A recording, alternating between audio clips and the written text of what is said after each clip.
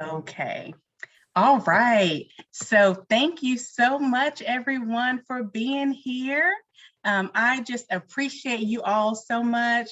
Welcome. This is our 6th seminar for the Unexpected Paths Career Speaker Series. My name is Dr. Lauren Hopkins. Most people call me Dr. Lauren, and I am just so happy to have you all here for this seminar. We have a wonderful speaker for you here today for our final series. We have Kandi Givner here today, and I just absolutely love Kandi. Let me tell you how I know Kandi first. Kandi and I both attended High Point University. Now, Kandi graduated a couple years before me, and we actually reconnected, I guess, a few years later, and I actually saw that she was putting on a mental health first aid class in Atlanta, and it was virtual, and it was a interest of mine, and so we reconnected a couple years ago,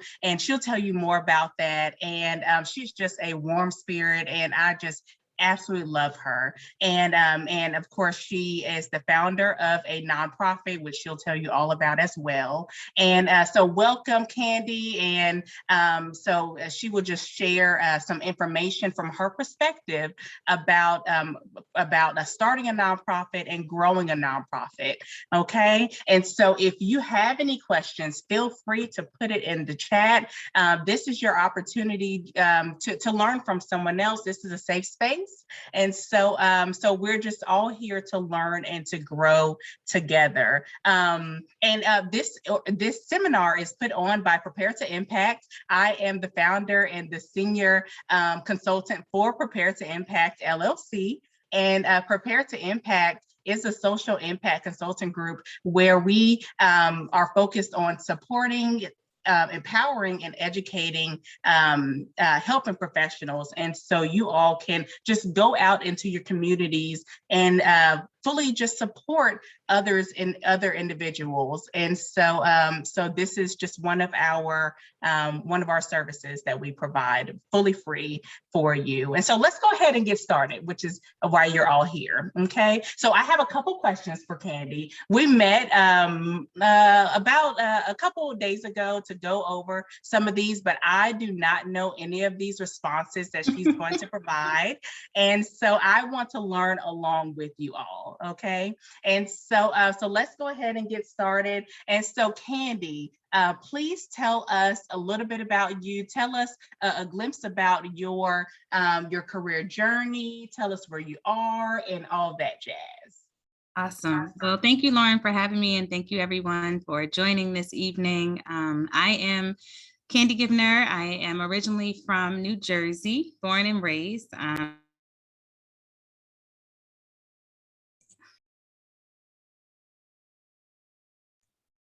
Am I okay?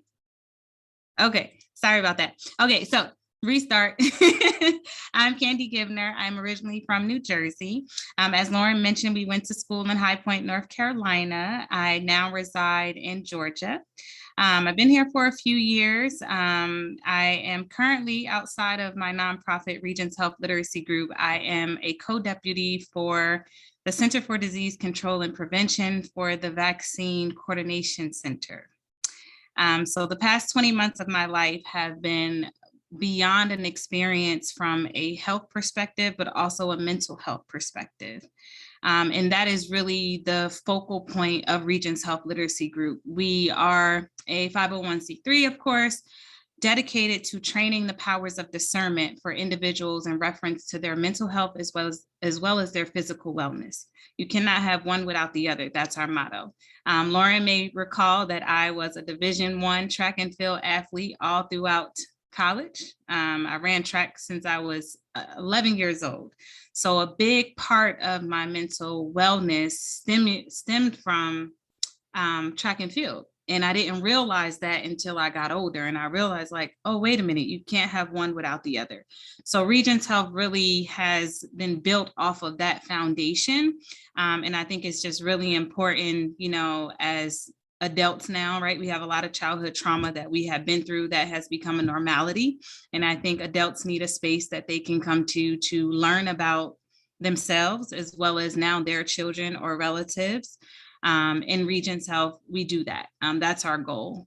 And I just really wanted to have, a nonprofit so that I can reach a multitude of individuals. And we'll get further into it if Lauren asks me certain questions. But but that's really me. I work with this vaccine task force over 150 hours of pay period.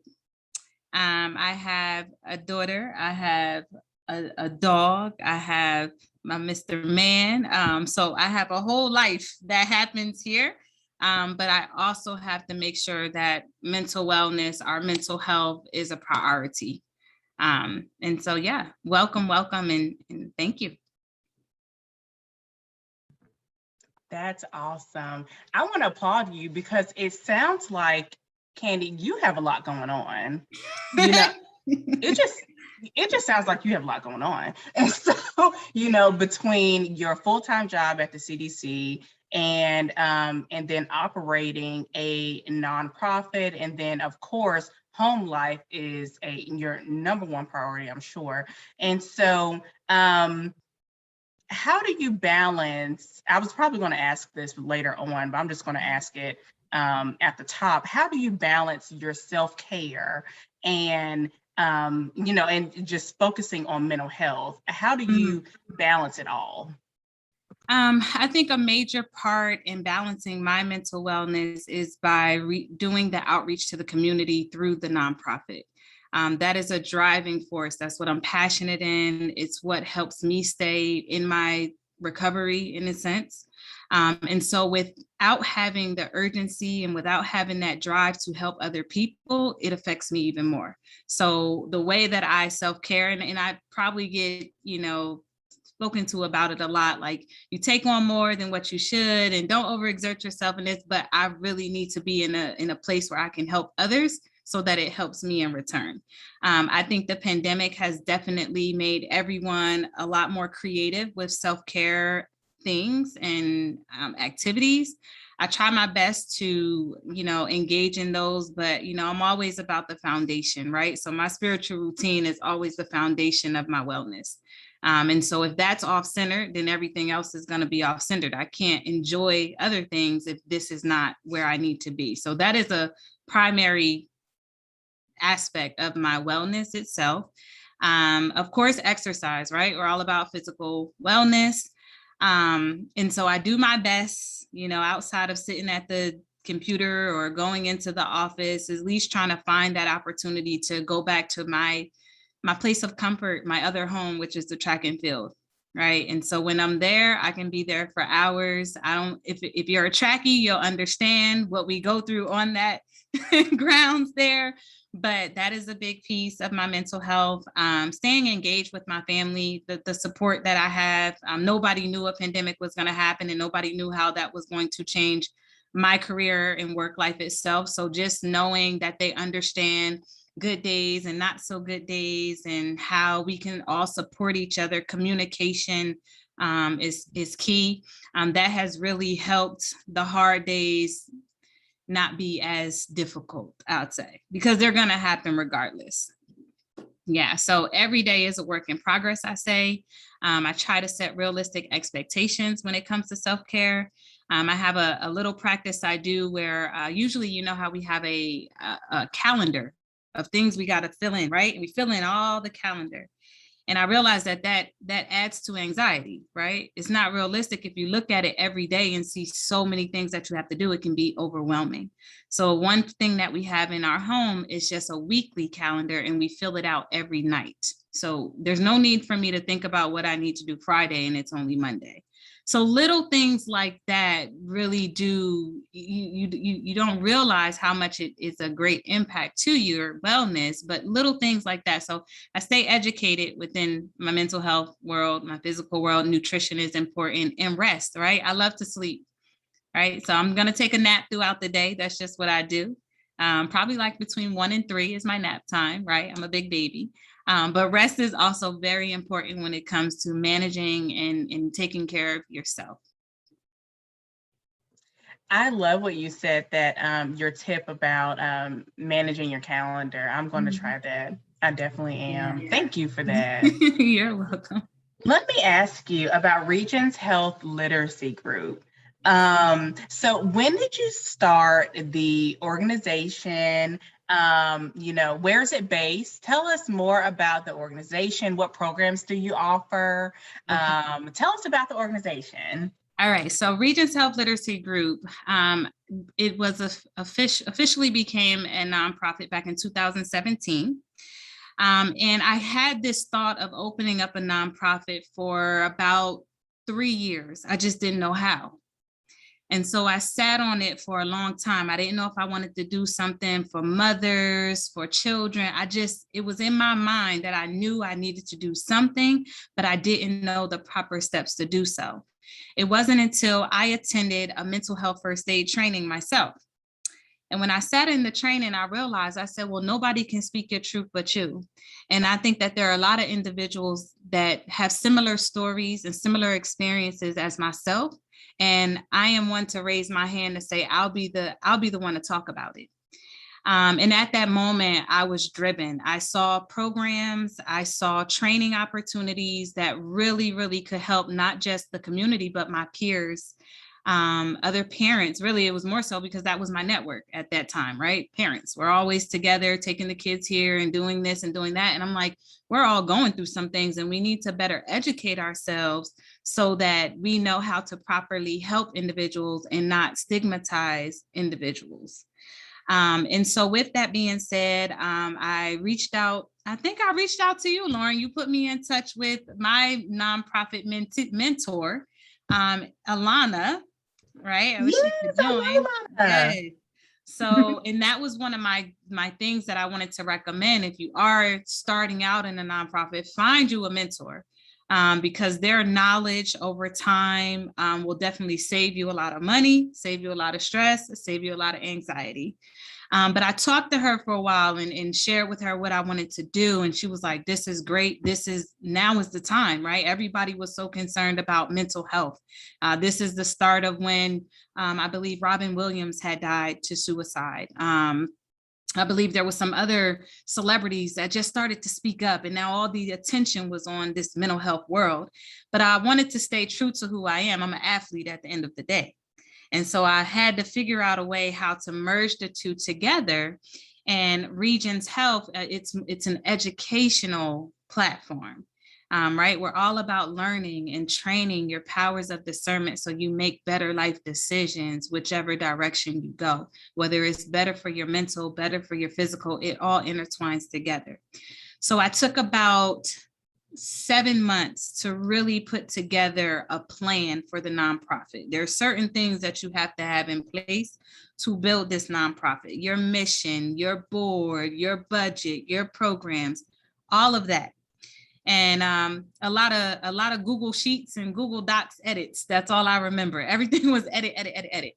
And I did get a little overwhelmed, to be honest, because it's when you are selecting board members or board directors, when you're expecting a team or trying to build a team, you need to make sure they have the same interests that you do. And you also have to make sure that they support this mission for the community. It's not just a single base advantage. And you can go through these lists of individuals. So that was a major part. And I was very, very adamant about finding the right people for my nonprofit. Because if we don't see the overall goal to help not only parents, not only working class individuals, not only elderly, veterans, children, this is for the region itself, right? And so that took some time to build. Long story short, we did start off with one program, which was adult mental health first aid. This was an in-person course at the time, an 8-hour course, responsible for donations for food and material, and all the logistics behind it. We traveled internationally at one point. We did mental health in Cuba. We did mental health in Jamaica. We also did it within this Northeast realm, region, New Jersey, New York, Virginia. We even went down to Savannah at one point. So we did a lot of traveling within that first year. And that was a very, very, very busy year, but it was because I was in a building stage, right? You got to figure out who your audience is, networking. I didn't mind. I'm like, hey, you want the training? I'll be there. Let's go. And so that is an energy and a spirit that you have to have as a nonprofit within a nonprofit organization. That first year, you're really grinding. It's numerous of nights of emails and finding, companies that you could reach out to who may be interested in what you do. But it all does pan out, it does. You do see the results at the end of the day. We were doing multiple within our community, going down to the courthouse, and anytime they had lecture hall events and small business and all these little things, it's important for visibility within your nonprofit. So our first year, we stuck to adult mental health first aid, all in person. The second year, we added youth mental health first aid. Both of these were still in person. Foster homes, foster agencies. We had a lot of connections with Catholic Charities, Salvation Armies, Job Corps. So it started to grow. And then as it starts to grow, you realize, wait a minute, I can't do all this by myself. So you got to find the right team to be with you, because I'm one person, right? And everybody knows within my life that I'm a mom first, period. And so I started to see that with a nonprofit, it's more than just you have this passion to just help people, but there's also a logistical side in the back end. And so I went through numerous of Indeed postings to find the right staff. Free, do your trial for free for 7 days and blast out your opportunities that you have, to find the right ops manager, communication specialist, your marketing tool. You have to build that over time. And then sadly, the pandemic hit. So what do we do as a nonprofit? I have 2 main programs. And I'm sorry, before the pandemic hit, we added CPR certifications to our programs as well, because we're about physical wellness, right? Not just walks in the park, but we also wanted to train people and educate people on how to save lives. So we do CPR, we do BLS certifications as well. So that was another investment. And we also do PET CPR too. Super cool. So we did that for about 6 months. Pandemic happens. Everything shuts down, as we know. How do we find a way to still help our community? What are we going to do? Thankfully, I was a part of a virtual pilot for mental health first aid. And that allowed me an opportunity to stay engaged with my clients, with, my community, to say, hey, we're still going to have this, but bear with me as we work through all the kinks. And you start to feel bad, right? Because this is something that people have been looking forward to for years. They finally found a resource in their community, affordable at that, and they are actually learning, right? Because I am not, Lauren, I'm not the teacher that's going to read every slide. This is a very practical course, a very logical course. We are family at the end of the day, right? I have nothing to hide, no judgment zone, nothing in that nature. And people felt comfortable. This was the place they wanted to come to. I even secured a rental space, like an event space, to have my courses. That's how heavy the volume was coming in. And it was super exciting. I'm like, yes, I could quit my full-time job. But pandemic happens and we have to reshift. And as you reshift, my staff started to lose their zeal because of the things that they had to go through. So Regions Health kind of did this reshape, and I had to streamline my programs now, right? We're only doing virtual. And because a lot of the training was falling on me, I had to downsize the amount of people in my class, right? So we continue to stay personable. But I also had to downsize the amount of classes that were offered monthly. And that hurt us financially. At the end of the day, it hurt us financially. But I will say Regents Health, we have some very loyal clients that love the level of engagement. They love the training. They just love the results. And we've been able to kind of sustain things where we can still offer free classes, maybe every other month rather than every month now. And so I do see Regents Health back on an incline, right? We took this dip and I see us on an incline. And that probably goes into things that I realized that we need to start to rethink about is our staff, our marketing, our budget. It seems like as a nonprofit owner, these are things, not only do you have your home life budget that you have to worry about, but you also have to focus on your nonprofit budget, right? Because at the end of the day, we are here to help people. So I want to find organizations that's going to receive this and appreciate it. Boys and Girls Club is another organization we work with, all their staff trained in youth mental health first aid. And how do we incorporate the children, right? So we set up little activities. What did we do one time? It was like the goal board for the young ladies, right? And during the session, we talk about mental health, right? Because I'm looking at these creations here and I want to know, I want to understand. But so we try to engage ourselves with all age levels in our community too. So I am really looking forward to when things, I won't say this year, and I don't even want to say next year, things will open back up for us to be in that space, to be able to provide that service to the community. So we are located in Lawrenceville, Georgia at that, but a lot of our things are in activities and programs are offered virtual. Mental health first aid is virtual. We have Project Discern, which is more geared for high school students. It actually includes a scholarship program it's a 7-week program for high school students. You write a qualifying essay to join. However, you go through 7 weeks of breaking down the word discern in relation to mental health. And at the end of that, we have this nice virtual ceremony that we do, and then we extend scholarships to the children that join. So that is something that I am eager to see carry through over the year. We have CPR, BLS virtual as well. There is a virtual way to certify individuals in CPR and BLS. We have our mental health and our adult mental health and youth mental health. And then we are going to open up a monthly series called Pandemic Fatigue. And this is going to allow individuals to tap into my world for over the last 20 months of being on the world's largest public health response and what my mental health journey was during that time. So I'm excited about the content. We're still fleshing it out, but I'm very excited about it. I get to share finally. So I know that was a lot. I'll pause for a minute. No, Kandi, that's amazing. Wow. Y'all offer a lot of services. One, that's awesome. Let me tell you, Kandi.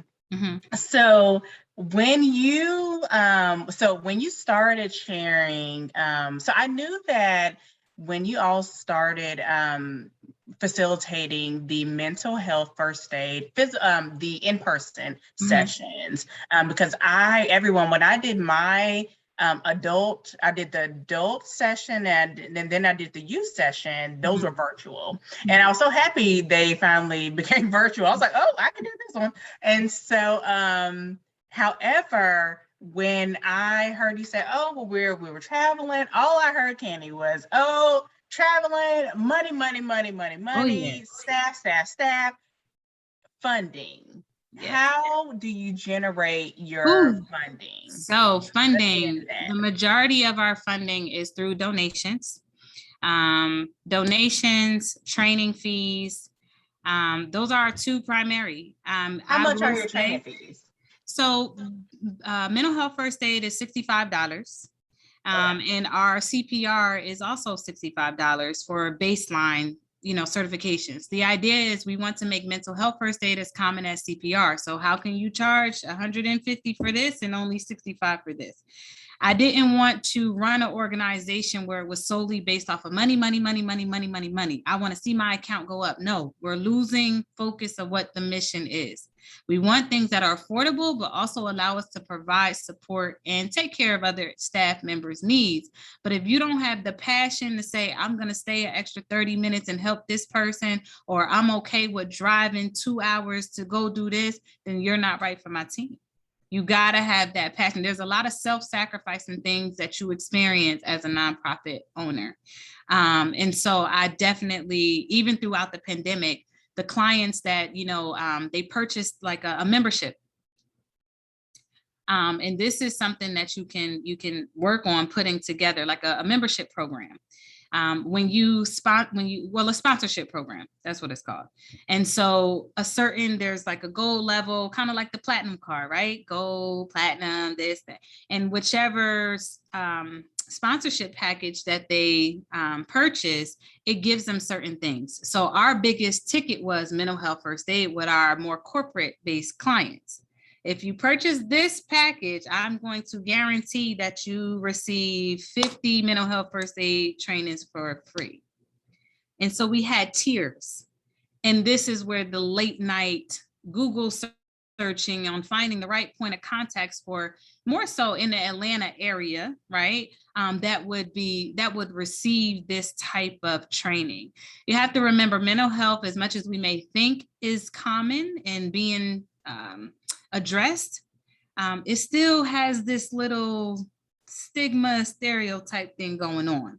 And a lot of corporations, their employees want it, but it has to come from the top down. And if the top down is not in support of it, or it's going to cause them to open up a can that they may not want to open up right now, you're not going to receive that sponsorship.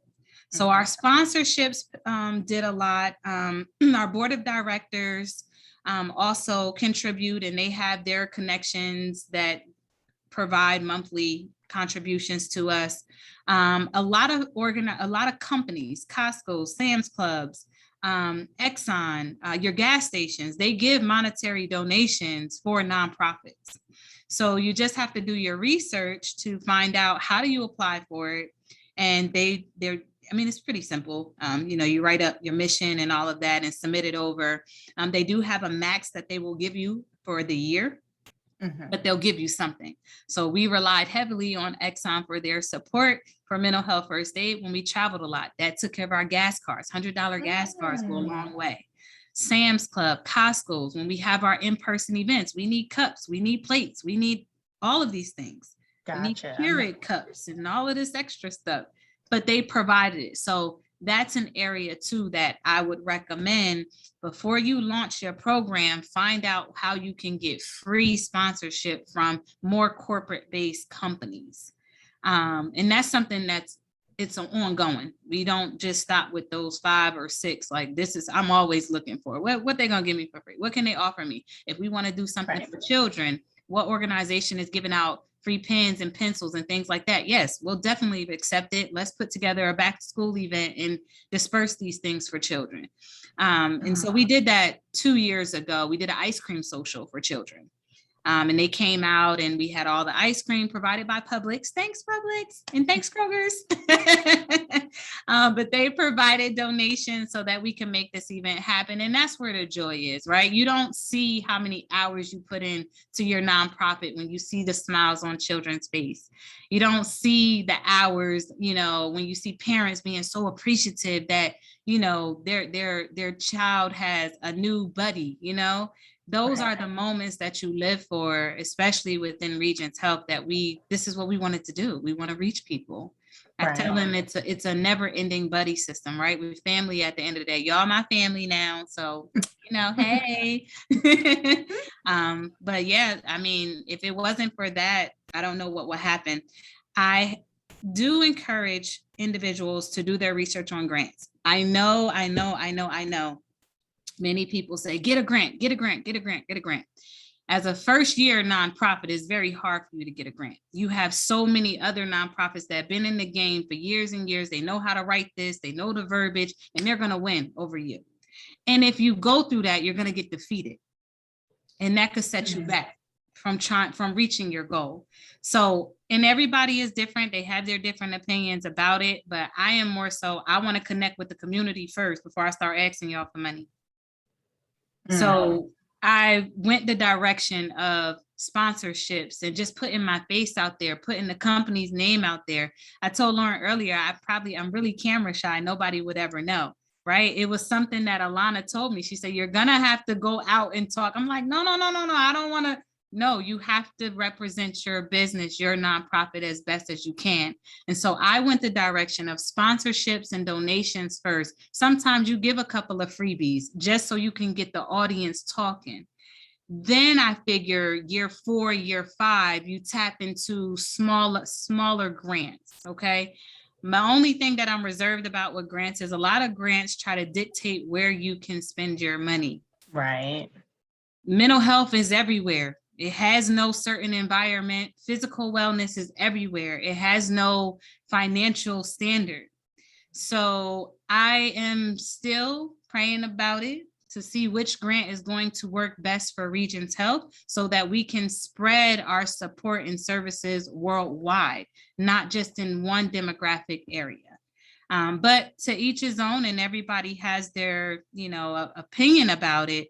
But I just, from experience, year 1 through 3, kind of was hard to win these very large grants because we don't have a lot of credibility to show from our banking history and all. We don't have that yet.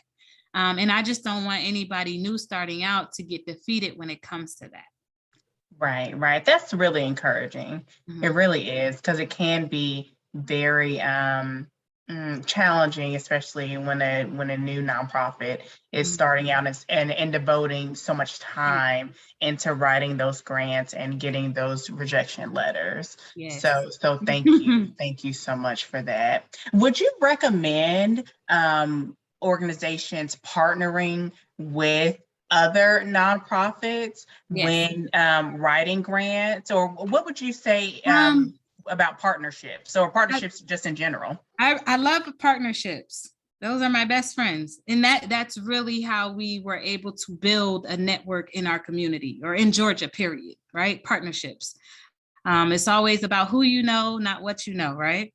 And so I totally welcome partnerships. Anybody want to partner? Come on. But you also want to make sure, and I'm just being very transparent, you want to make sure you partnering with them is not just to elevate their organization. Because then you're going to wind up feeling, and I'm always going back to mental health, I really am, but you're going to wind up feeling like you put in so much work and then you're still not recognized. That's not a good feeling. You're going to be defeated.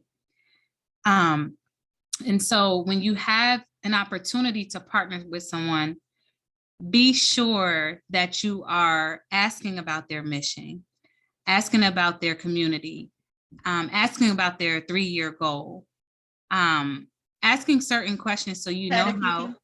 I'm sorry. You there? Oh, I'm here. I think you were, I don't know if it was me or you. Did I go out? I can hear you now. I can hear you now.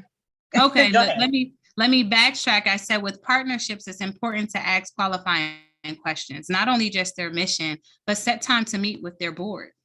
Learn about the personality traits of the people that you're going to be working with, right? Because you don't know what type of impression they have made on your community already. Social media can tell you one thing, but when you sit at the table with people, it's different. So do your research. Do not hesitate to ask for a meeting with the board, the executive director. They'll make time for what they want to make time for, right? A lot of nonprofits are blindsided because we see the opportunity and we're like, yes, we got it. No, stop for a second. Let me find out what you're really about. And are you a team that I want to associate my nonprofit with? Because it may not be it. It may sound good in the statement, in the mission statement, but that's just me. But I definitely would do my due diligence. And I think that's why our circle is still very small compared to a lot of other nonprofits. I don't just throw my nonprofit, oh yeah, we'll join. No. What's the goal? What's the plan? What do you want to get out of this? So I can make sure that we can come together. I have a really good partnership with Gwinnett Parks and Recs. really nice Oh, awesome. individuals over there. And we realized with the things that I'm offering, not only does the community, not only did the Parks and Recs appreciate it, but we realized how many people we could reach.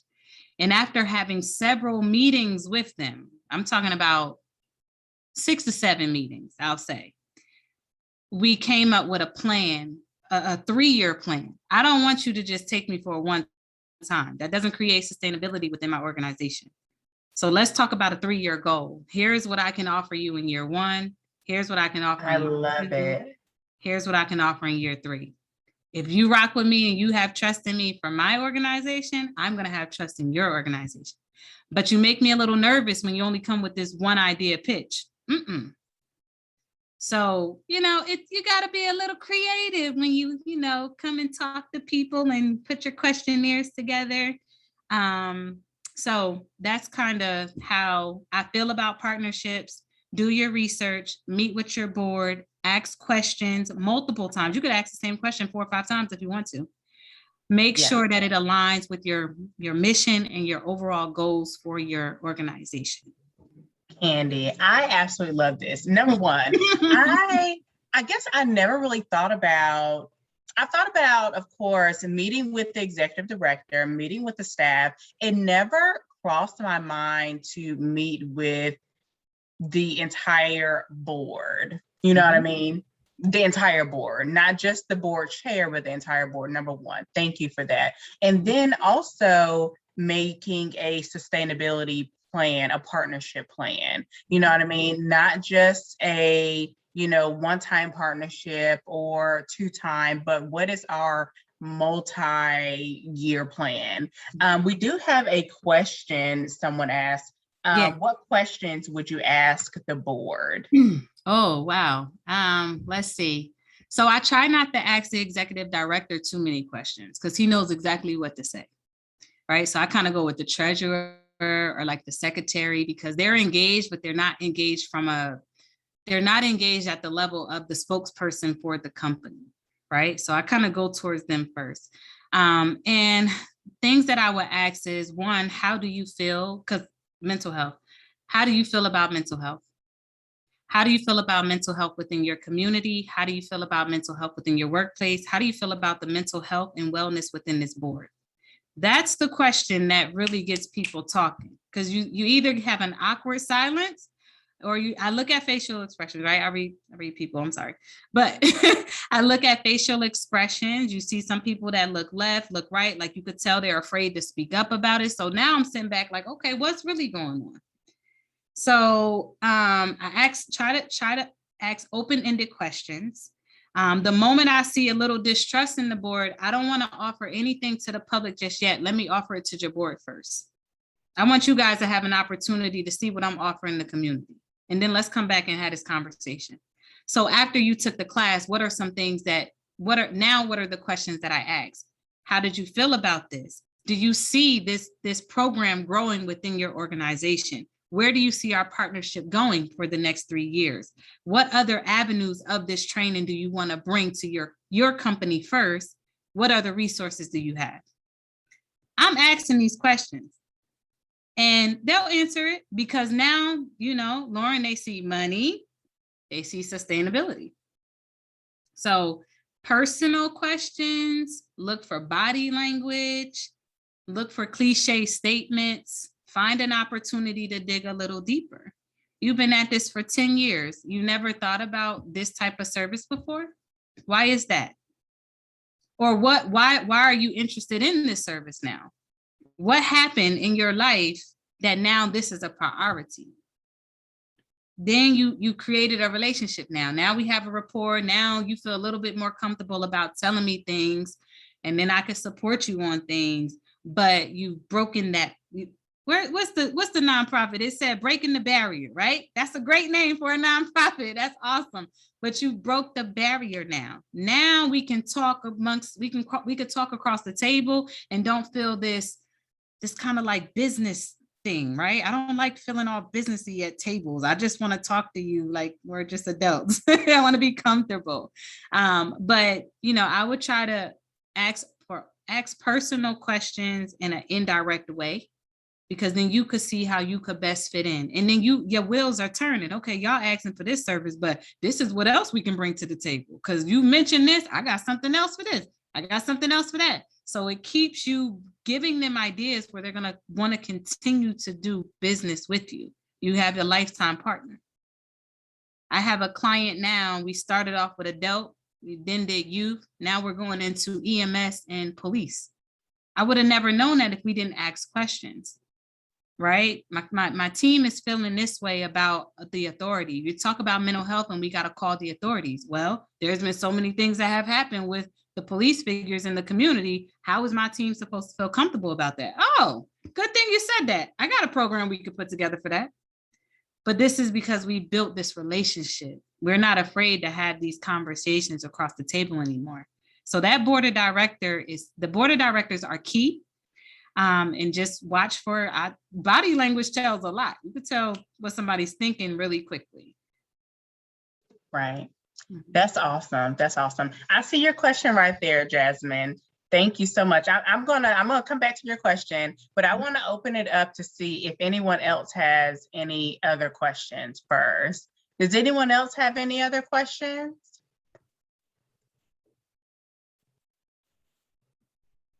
Anyone? Okay.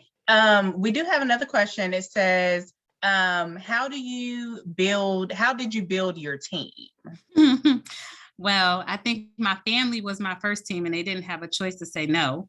Oh,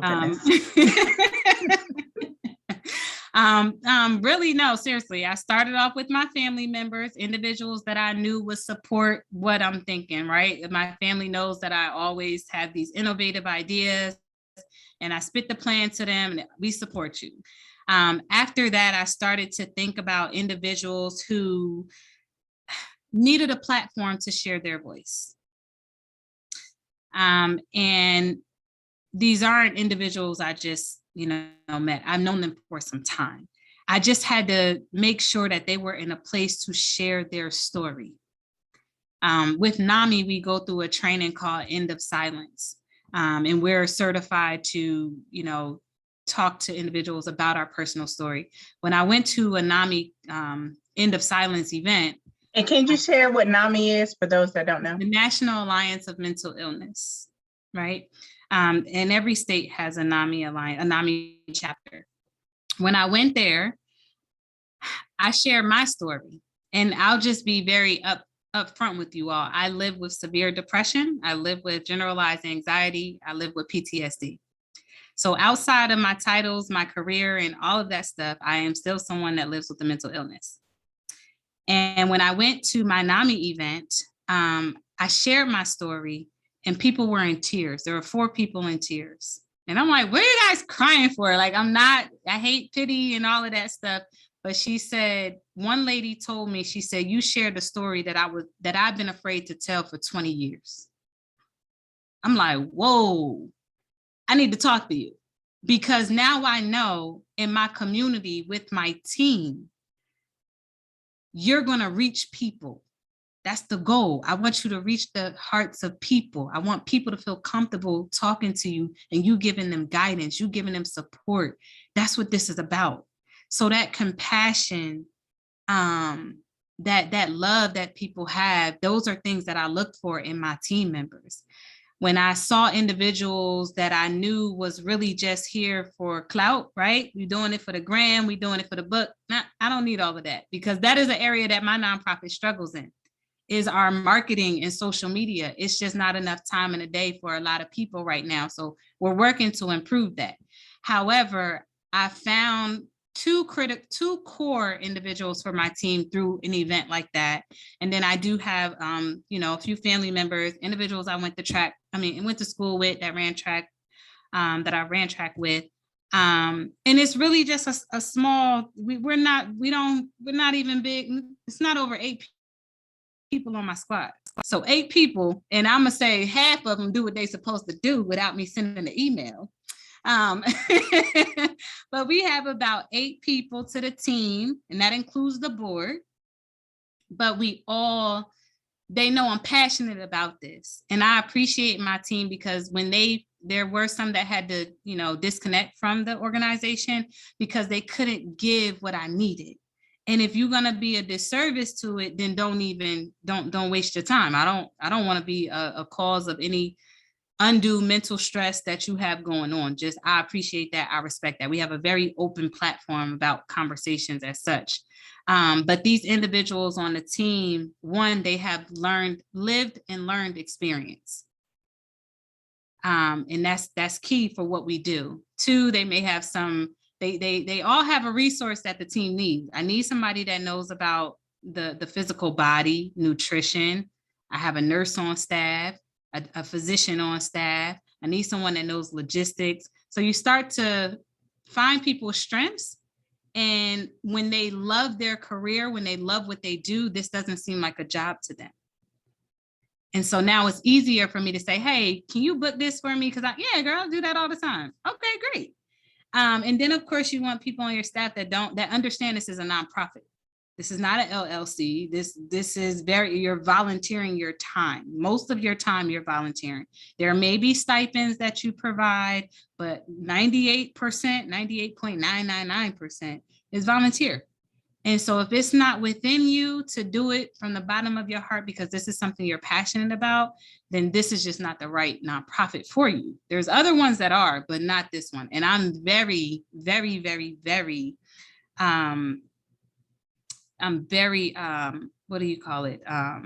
selective when it comes to my staff as well as my board. And we've had some changes in our board over the last 3 years, but I'm very selective with it because at the end of the day, this is my baby. And I want my baby to be around for my daughter to be a part of. You know what I mean? Like she's learning so much about it now, but I have a 12-year-old.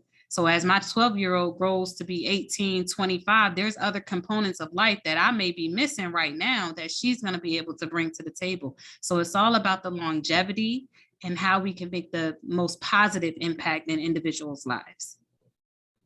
Now, are you speaking about staff or board members or both? Both. Both. Okay. Okay. Can you speak about board development a bit, or in particular or specifically, what qualities in your board members did you seek out? Like what are your suggestions? What are your suggestions that people should look out for, or what did you look out for rather when you selected board members? So I tried to find board members that were located in different states because that would help me stay widely, I tried to find board members who had careers that connected to my mission. Teachers, doctors, nurses, mental health specialists, peer support specialists. I looked for prior athletes, nutritionists. I looked for individuals like that. That's your background, because you're going to be able to educate our community. It's not going to be hard for you to find the answer to this because this is your background. You know it. I also looked for individuals who were very friendly, kind, and social. I need you to be comfortable to go to the community and talk. I need for you to be comfortable to walk into this building and give our 30-second elevator speech and make it happen. I need you to seal the deal. So that drive, that motivation, those are all key qualities that I look for in individuals that are also closely tied to the community. So a lot of people who are in sororities and fraternities, those are great people that you should connect with, right? Because they have connections. And that's key to your nonprofit building an audience is your connections. I looked for individuals who have lived experience. That's probably number one. I don't know how you connect to this mission if you've never had a mental health breakdown. I don't know how you connect to this mission if you never felt the need to help somebody else. I don't know how you connect to this mission if you don't see the need to improve the individual's knowledge about certain topics. If that's missing, how do we work in a harmonious unit? So you have your list of people and you write down all the things, the pros and cons. You know, we all have our pros and cons list. You write down what they can do. And then really you have the conversation with them. And it could take multiple times to have the conversation. But if you feel like you pulling teeth, that's not it. If something feel like it's not working, leave it alone. And you also want to ask the individuals about the amount of time that they have. What's the amount of time they have to commit to your organization? Are there any life factors that you should be aware of that can limit their involvement with your organization? What are the key qualities that they can bring to the organization? Why are they passionate about your organization? What else do I ask? I asked them to share an uncomfortable experience with me. I'm here. I'll tell you mine, you know. I also asked about, have they had any prior experience on a board? Have they served as a president, as a secretary, as a treasurer? What area do they feel more comfortable in? Do you have a finance background? Do you have more of a programmatic background? So those are just some of the questions that I asked. And then you come back to the table and you sift it all through and figure out. I mean, sometimes you are taking a leap of faith because things can work out for 6 months and things go well. And then sometimes it may not. You don't know unless you try. Right. That's so true. That's so true. And then life happens, you know what I mean? Yes. Life happens and things change. That's awesome. That's awesome. I want to ask the group, would anyone, thank you so much, Kandi. You are just a wealth of knowledge, I want to open it up to the group. Does anyone have any questions? You know, y'all don't have to just put in the chat. Feel free to take yourself off mute and open up your mics and ask any questions that you have. I have a quick question. Hi, Kandi. My name is Cassie. Hi. I know you talked about when selecting a board, making sure that they have time to commit to the board. What is your expectation for your particular board? What is your expectation of time? I know I was on a board for a nonprofit in North Carolina, and it wasn't that bad, but I've heard horror stories of other people that have been on boards that have been just like, you know what, this is taking more time than my regular job, and I don't know if I can continue to do this. What is your expectation? Right. So our board, we do meet monthly. And that's just a checks and balance. I kind of do a mental health check-in with them weekly to make sure everybody is okay. Of course, when we have an event coming up or a training coming up, the individuals that's overseeing some of the aspects of the training, we do touch base more frequently throughout the week just to make sure everything is where it needs to be. And so, for example, we have a class coming up in September, the end of September. I'll probably meet with the board 2 or 3 times before that event, but everybody kind of knows what their expectation is on what they need to do on the back end. I don't need to follow you every day and say, hey, did you do this? Do you send this? I send out one email. This is the plan. Here's the assignment. Here's the due date. Let me know if you run into any challenges. And we just go from there. So we meet monthly as a routine. When events happen, it's an email blast. They have about a week to get back to, well, not a week, it's about 3 days to get back to me if they have anything that is coming up that is going to impact them from carrying out their duties. And our team is we're pretty transparent with one another. So if one person can't pick up something, another person can. I always tell the board, these are titles for the formality, but it's not for the mission. And so we work really good with that. When we first started, it seems like we were meeting twice a month, and our 1-hour calls turned into 2-hour calls, and we just talking all night. And so I don't know if that's the general idea when you first start a nonprofit, because there's so much that we all have to learn. But as time went on, we started to scale back on when we needed to meet because things started to be in rotation. We knew when the monthly budget came in, we knew the classes coming up, one person was assigned. So delegating is very important. Delegating with realistic expectations is very important. But our group, we meet once a month. And then of course, if we have an event coming up, there may be some, planning that has to be done beforehand. I usually take on a lot of the bulk of things just because my name is on this. It's a representation of who I am, but the team definitely jumps in because they know everything that I have going on at home. They're like, Ken, we'll do this. Don't worry about it. I got it. And then they just text me, it's done, it's done, it's done. So it took us a while to get there, but we're there now. This is recorded, right? They're going to chew me out for saying that. Oh, that's sweet. It sounds like y'all are a great team. That's awesome. We have our up and down moments. That's awesome. Does anyone else have any questions for Kandi? No questions. Just want to say thank you for just sharing everything that you shared on tonight. It was very amazing. I typed it in the chat, but my vocabulary is not as large as my heart, so I don't know a better word to say how I feel, but it really was amazing. Thank you for sharing your story with us tonight.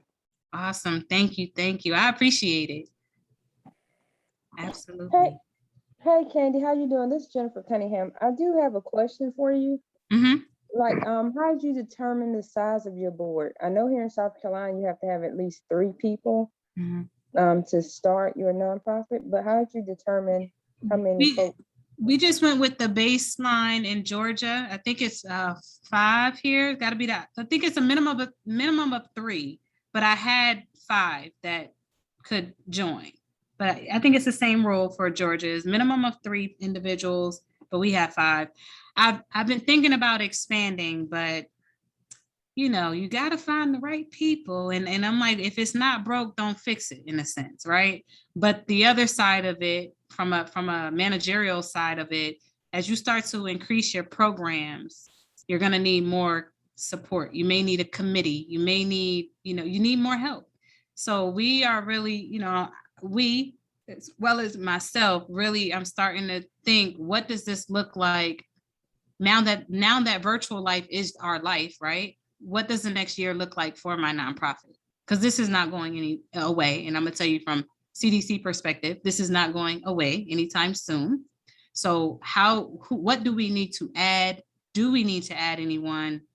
And do individuals have time? But I would say start off small, work with individuals, that have the same drive and focus as you. I really was very adamant about not making these authoritative positions, right? It's the formality, but you'd be surprised the moment you tell somebody that they are here and somebody else feels like they're here, there's a conflict. So we set this disclaimer in the beginning of our meetings, period. This is the formality and this is the mission. So just be mindful of that as you're building your board. Start off small, make sure there's a clear understanding on the decision maker, but the mission as a whole, and then just take your time with growing that board if you see the need is fit. Okay, thank you, Kandi. You're welcome. That's awesome. Awesome. I'm sorry, another question. I apologize. No apologies. So with the 5 board members that you have, each of them have a role as far as their expectation when events come up or any administrative duties and responsibilities. Yes. So you're saying that you right now don't have any paid staff that does some of your admin stuff. No. Everything falls on the board. Yes. Okay, so you got a working board. Yes. Okay. Okay. I had a paid staff, pandemic happened and they resigned. I understand. Yeah. I had a couple of trainers because you got to remember my job took priority over everything. It's a means to the end, and I understand. And that's my mission to public health. But I needed trainers to go do these classes. And it only took one class for me to receive feedback. Like, it just wasn't the same without you. And that we just gonna stop it right now. And so I just realized that, that wasn't the right person, or they needed a little bit more training. They needed a little bit more co-support. And I just didn't want to be a disservice to these long-lasting relationships, the potential of a long-lasting relationship to come. So yes, our board is a working board.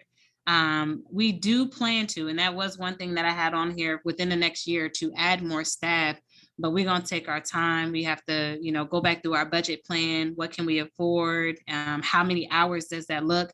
Our board, as a working board, if we do not have an event, I will say that they contribute to providing me updates on mental health, providing me resources for mental health within their communities. They send me people that may have shown interest. This is something that's ongoing weekly. It's no set time or day. They send it as they come, because we're growing. We're always growing our resource board.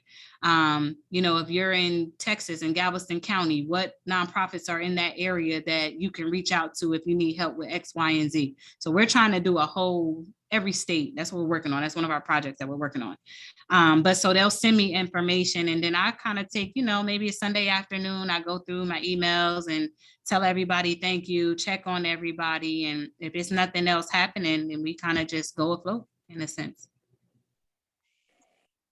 Okay, another question. Mm-hmm. No worries. With COVID and some of the knowledge you have as relates to COVID, and this is an organizational question as relates to your nonprofit, are you seeing a rise in the programs that you can put in place or have put in place as a result of COVID and some of the mental health challenges that your community or our community is having as relates to COVID? Yes, I am. One area, of course, the adult mental health is on a rise. Workplace mental health is on a rise. That is our number one next up that we want to do, is workplace mental health. The youth, of course, is rising because there is this fear that children will have to go back home eventually as the Delta variant surges. How is that going to impact children, and what do we want to already have in place for children to have an outlet in? It may not be a national certified course, but it may be a specialized program for youth from ages 6 to 12 or something in that nature. We're working through it. Veterans have been on an increase. The college and higher education has been on an increase. Everybody has this need, and it seems like a lot of organizations, a lot of schools, just a lot of companies understand that everybody is dealing with a mental health challenge. A lot of the companies don't know where and how to get the resource to help their employees. And so that's where we're doing a lot of our pulse checking, the right elevator pitch, how not to offend anybody, how to make this seem as well received as possible, because people are still dying from COVID. A lot of families are dealing with grief. A lot of people are still dealing with natural disasters, news, the violence. It's not just COVID, right? Everything is picking up. It's getting worse. And so where is their one-stop shop, not only to educate themselves, but to be in an environment as such where they can talk freely and open up freely about the things they're going to without any judgment? That's what Regions Health wants to do. So as we think about these programs, now I got to think about my trainers. So I have to slowly build them into the goals and the missions, right? But my focus now is our resource guide. We have adult and we have youth mental health first aid training for adults. I'm focused on the kids right now. These babies need somebody to turn to, talk to, open up to. So much has happened behind closed doors for over a year, even in the summertime. And you'd be surprised how happy children are to go back to school, but how much they share at the bus stop. And I'm kind of like the bus stop mom, like everybody just tell me what's going on, which I like it because I be in everybody tea and I need to know what's happening in the community. But I do see that that's just telling me that there is a need. They don't want to go home and talk about it, but they want another platform. So I'm trying to find an interactive way, a more creative way. I mean, all these kids is on TikTok and Snapchat and everything else. So I got to figure out a way to reach that age group where they're not going to feel like this is a standard class now. Oh my gosh. So yes, there is definitely an increase. I believe it has doubled. I just did a stat report. The depression, anxiety, PTSD, suicidal behavior, eating disorders, all from 2019 have went up 50% for 2020 as of March 2020. So I only could imagine what those numbers look like now. So this is just going to continue to grow, to say the least.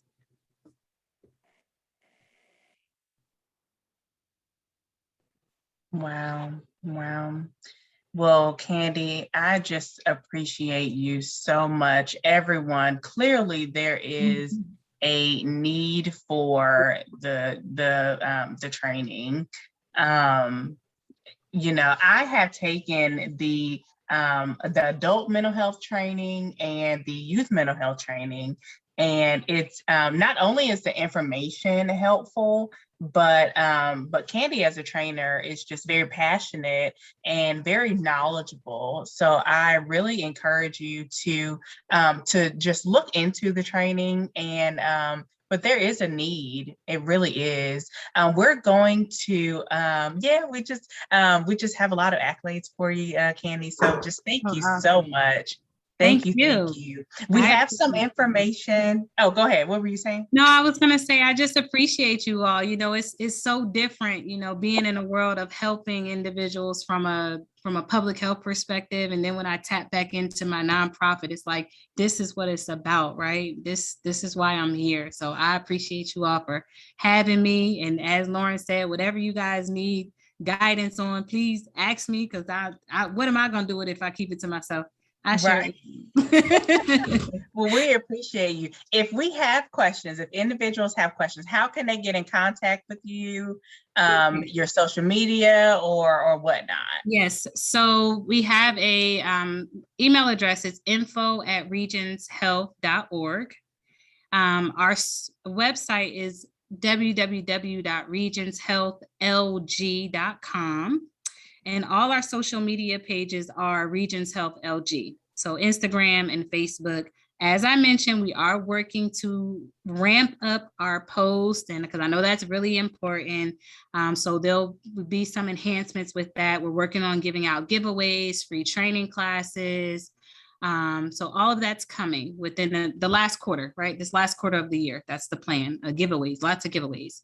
But yes, info@regionshealth.org.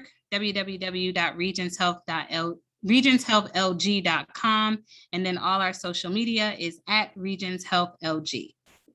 Awesome. And we have put the website in the chat along with the link. If there is a Google Forms link to sign up for a mental health first aid class. I encourage you to look at that. If you have any questions, feel free to reach out to Kandi. She's absolutely wonderful. If you are interested in connecting with what was the mentor that I connected you with? Alana, yes. Alana, we giving you a shout out, girl. She is with I Am Queen in Greensboro, North Carolina. Yes. If you're interested in connecting with Alana, I'll be happy to give you her information. And so she's so sweet. And so she's in Greensboro, North Carolina. And so, but yes, thank you all. I know we ran over a little 10 minutes, but I thank you for sticking in with us. And we love Alana. And so thank you so much. We just pray that this information has been just a blessing to you and helpful. And thank you all very much. And thank you everyone for your questions. And thank you, Kandi, just for your knowledge and just for your passion. And thank you for sharing your nuggets of wisdom with us. We appreciate it. You are very welcome. My pleasure. Awesome. All righty. Well, if there's nothing else, we will chat with you soon. Everyone, the recording will be on the Prepare to Impact YouTube in the next 24 hours. And so feel free to look that up. The links will be on our Facebook and LinkedIn. And so you can feel free to look that up and feel free to share it with everyone. So, all righty. Thank you. Thank you, guys. Have a good evening. All right. Thanks. Bye. Thank you. Bye-bye now.